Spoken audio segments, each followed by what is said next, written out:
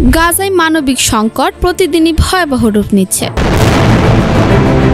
জুলাই মাসেই শুধু অনাহারে প্রাণ হারিয়েছেন অন্তত ৪৮ জন। ২০২৫ সালের শুরু থেকে এই সংখ্যা দাঁড়িয়েছে ৫৯-এ। অবরুদ্ধ গাজায় ইসরায়েলি বাহিনীর অব্যাহত হামলা, সীমিত ত্রাণ প্রবেশ এবং কৃষিজমি দখল করে মিলিটারি জোন ঘোষণা করার ফলে সৃষ্টি হয়েছে এক মানবসৃষ্ট দুর্ভিক্ষ। স্থানীয় বাসিন্দা জানান, খাবারের অভাবে পরিবার নিয়ে প্রতিদিনই এক কঠিন যুদ্ধ করতে হচ্ছে তাকে। এক টুকরো রুটি বা ডালের জন্য মানুষ হন্যে হয়ে ঘুরছে, কেউ কেউ রাস্তায় অজ্ঞান হয়ে পড়ছেন। সামাজিক মাধ্যমে এমন দৃশ্য ভাইরাল হয়েছে যা গোটা বিশ্বকে নাড়া দিয়েছে।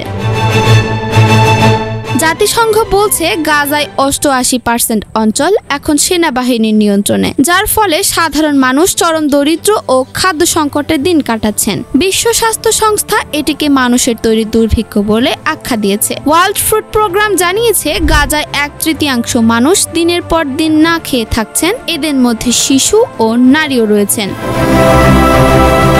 এই ভয়াবহ অবস্থা থেকে উত্তরণের পথ আপাতত দেখা যাচ্ছে না। প্রতিদিনই বাড়ছে লাশের মিছিল কেবল অনাহারে।